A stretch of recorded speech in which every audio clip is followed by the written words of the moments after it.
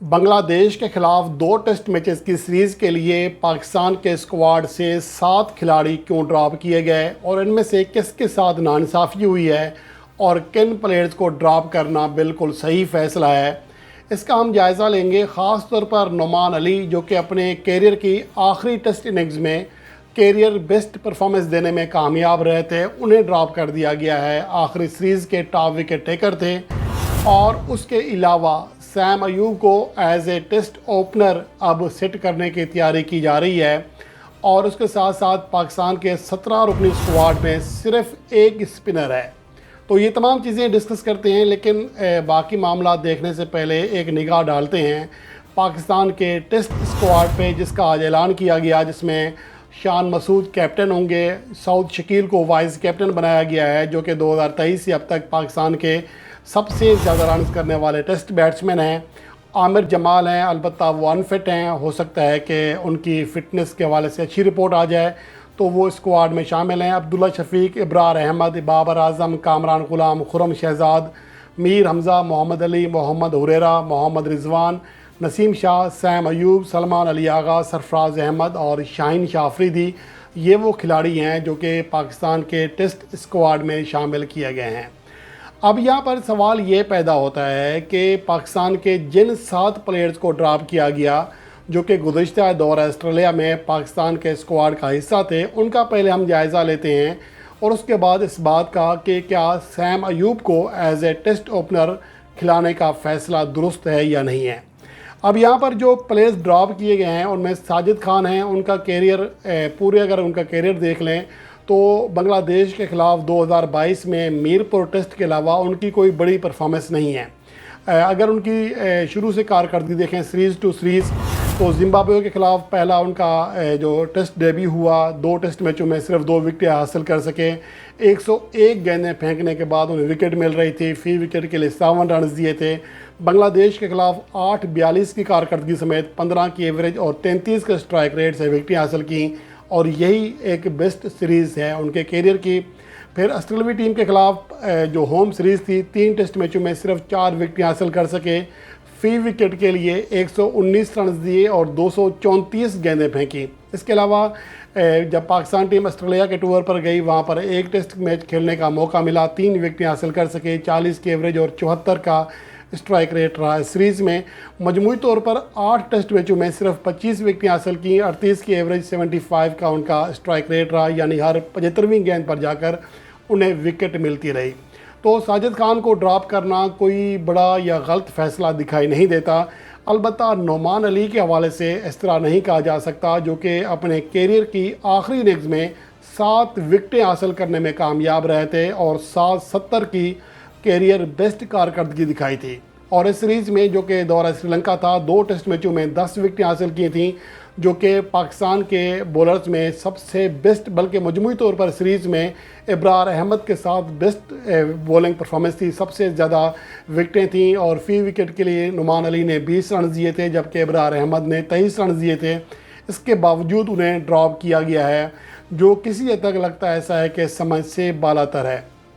اگر ان کی overall performance دیکھ لیں تو ان کی کارکردگی میں تسلسل نہیں تھا۔ اگر آپ دیکھ لیں کہ دورہ بنگلہ دیش 2022 میں وہ وکٹ لیس رہے، 2 ٹیسٹ میچوں میں ایک بھی وکٹ نہیں حاصل کر سکے تھے۔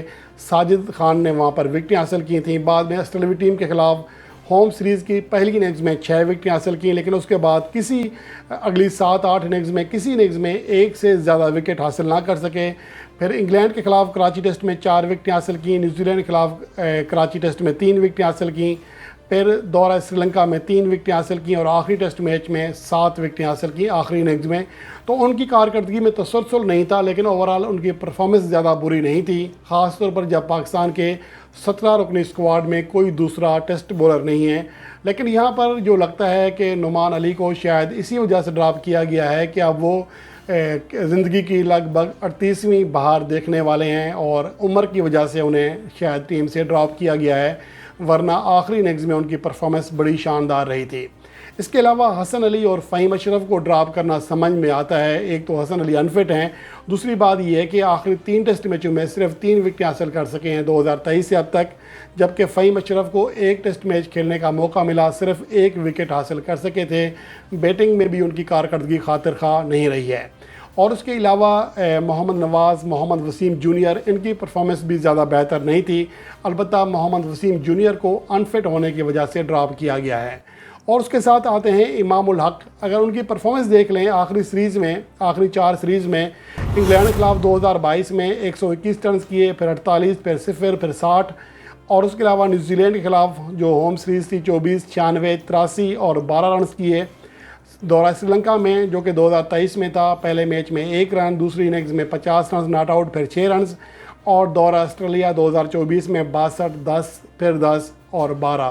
یہ ان کی پرفارمنس رہی ہے. آخری 5 ٹیسٹ اننگز کی 9 اننگز میں وہ 3 ففٹیاں کر سکے, 30 کی ایوریج رہی ہے, اور ان کا اسٹرائک ریٹ 41 رہا. یعنی کہ وہ رنز کرنے کے اعتبار سے جدوجہد کر رہے تھے, مشکلات کا شکار تھے, اور اسی وجہ سے انہیں ڈراپ کر دیا گیا ہے اور سیم ایوب کو لایا گیا ہے.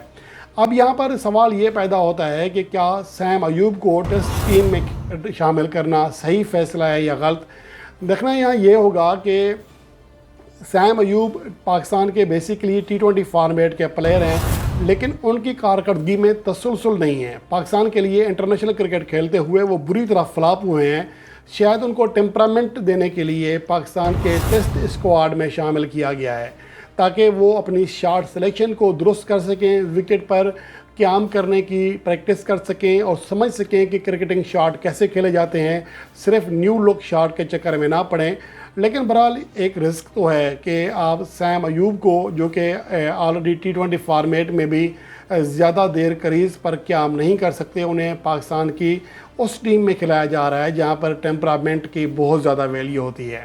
اور اس کے ساتھ ساتھ شاید سیم ایوب کو ایز اے آل راؤنڈر بھی یوز کیا جائے گا, کیونکہ پاکستان کی جو 17 رکنی ٹیم بنی ہے, اسکواڈ کا اعلان ہوا ہے, اس میں ماں سوائے ابرار احمد کے کوئی بھی اسپیشلسٹ بولر نہیں ہے, اسپنر.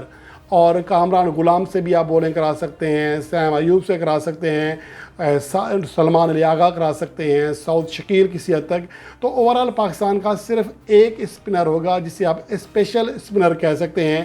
تو اسی وجہ سے شاید سیم ایوب کو ٹیم میں شامل کیا گیا ہے. اور اب یہاں پر سوچنے والی بات یہ ہے کہ سیم ایوب جس کے حوالے سے ان کی جو کرکٹنگ شاٹس ہیں وہ T20 فارمیٹ کے اعتبار سے ہیں, اور وہ کوشش کرتے ہیں گیند ملے یا نہ ملے, وہ فینز کو خوش کرنے کے لیے نیو لک شاٹ کے چکر میں اپنی وکٹ گواتے ہیں.